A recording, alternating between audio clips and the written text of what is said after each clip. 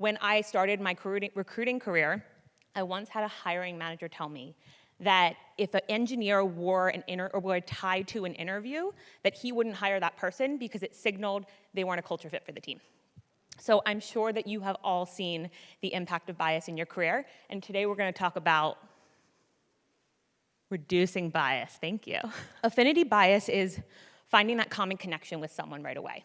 Immediately, you like that person because they're similar to you. And as humans, that's the way that we are. It's an unconscious bias. We can't really avoid that from happening, but we have to know that that happens and then work to avoid it.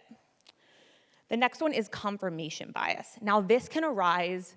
Let's say that an interviewer looks at a resume in advance, really doesn't like one of the companies, or within the first 10 to 15 seconds of an interview, and I'm sure you've heard this, an interviewer is like, I can decide if I like a candidate in 10 to 15 seconds. You're like, okay. And then the entire time, they try to confirm that assumption that they made. And we want to avoid that because we want to look at an interview performance holistically. And then finally, conformity bias. So this one, we talked a little bit already about like debriefs. So we're going to try to work to avoid conformity bias, which is really just conforming to usually the loudest person in the room's opinion. Okay. So now we're going to talk about designing interviews that reduce bias. And I have a 4-step model here. So one is to define core competencies, and we'll dig into all of these. The second is to structure interviews. The third is to build scorecards and rubrics, or implement them in a very consistent way. And then the fourth is to train hiring teams, which I think sometimes we miss. All right, so to define core competencies. A core competency is a measurable skill that you can evaluate in an interview. This is how we want to start an interview process. In that intake meeting, we want to understand from the hiring manager, what are those top 3 to 5 things you really need in a candidate? Here are some examples of core competencies. For an engineer, it may be code quality and execution. You can measure that in a coding interview. For a recruiter, it may be negotiation skills. This is what is not a core competency. Take a look at those. Have you ever talked to an engineering manager who said, I only want you to hire engineers from Google or Facebook? I have. And Google and Facebook have incredible engineers, but that's not a core competency. That's not a measurable skill. What are the qualities that a Google or a Facebook engineer may have? Maybe it's that they've worked with really big data sets. Can we open up the funnel, find more candidates from other diverse companies, and build a pipeline that ultimately is diverse and lets us hire a diverse team? So if you can't break down one of these into a very, very clear, measurable skill, it should not be included in the interview process. The next step is to structure interviews. All right. So really important things to call out here. The first is to align each interviewer to a specific competency, and sometimes even go as far as giving them specific interview questions that they can evaluate. This, number one, ensures that you're getting all the signal you need, so no longer will you be in a debrief when the hiring manager says, I'm not sure, I think we need to see more candidates. You'll be able to really get that signal. This can also improve candidate experience, because maybe in your careers you've had a time where you yourself or maybe a candidate told you they got asked the same question multiple times in an interview. Yeah, this will avoid that and it'll help improve candidate experience. The third piece here, and this is super important from my perspective, is to strive for a diverse interview panel, not candidates, the actual interviewers that are giving the interviews. It's really, really important to think about who these people are, what their backgrounds are, and strive for a diverse interview panel, because that will reduce bias. In 2014, Intel actually implemented a requirement that for every interview panel, there had to be 2 either female or underrepresented minorities on the panel. And in 2014, they had just about a 30% diverse employee population. By 2016, it increased to 45%. And the VP of HR at the time said that she contributed a lot of that to their ability to reduce bias by having diverse interview panels. Now we're going to talk about scorecards and rubrics. So the first step of this is to calibrate with a hiring manager. What is a good versus a poor answer? How do we build out a rubric for these core competencies? And then you want to confirm a rating scale for that rubric. A rating scale can be a yes/no, it can be a 1 to 5. It should not include a maybe. Some of your applicant tracking systems may have that option or allow someone to submit feedback without clicking yes or no. Try to avoid that as much as possible. And then a lot of applicant tracking systems do have scorecards built in, so you want to just make sure you're using that in a really consistent way. An example of this is when I moved to Los Angeles. So I've been at Airbnb for over 5 years, and I worked in the San Francisco office. I moved to LA in the fall of 2018 to build out our product office here, which probably none of you knew even existed because we're still really small. And when I had to hire my first recruiter, I used this process. And I had a group of interviewers that were helping me from San Francisco, and I gave each of them a core competency, asked them to evaluate with specific questions, and rate every candidate on a 1 to 5 scale. At the end of the process, I calculated that, and then I had a clear winner. And she's been on the team for over 1.5 years now, and she's one of my top performers.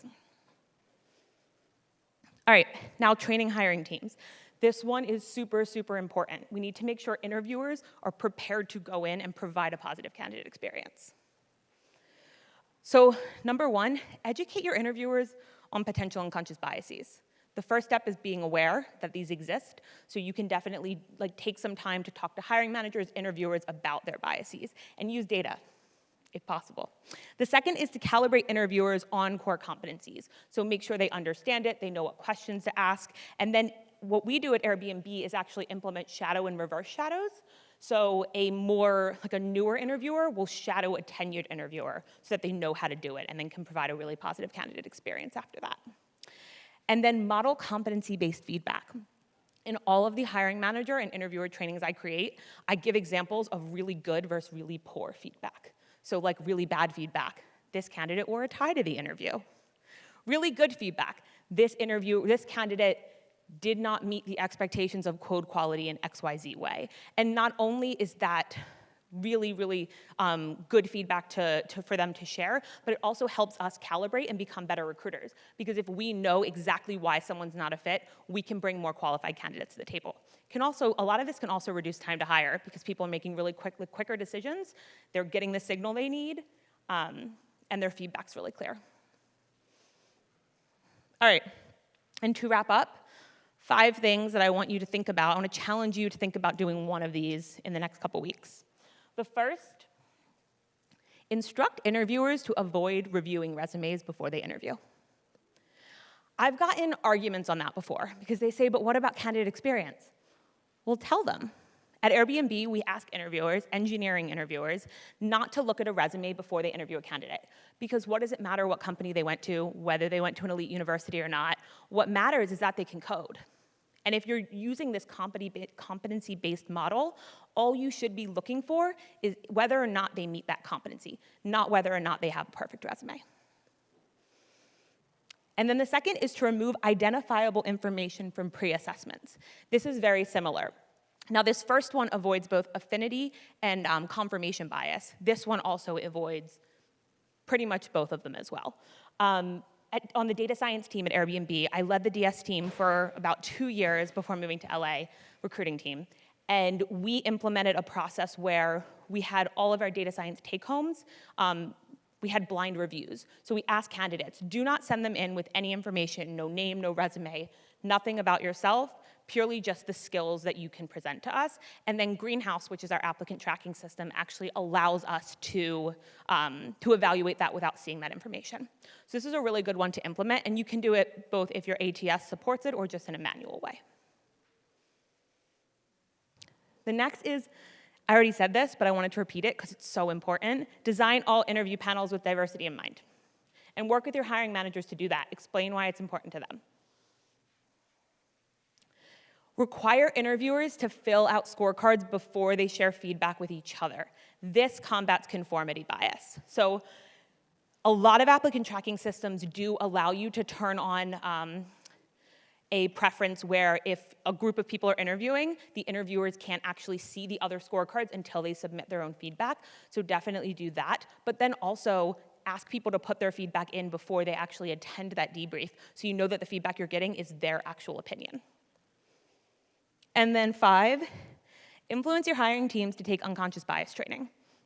A lot of companies are already offering this to their employees. If it's not in your budget, which is totally understandable, then do an abridged version yourself. There's so many resources online about bias and unconscious bias, and you can really just put together a quick slide deck, meet with your hiring teams, talk about how they can reduce it, and just be aware of it, and then you'll have a more successful hiring process.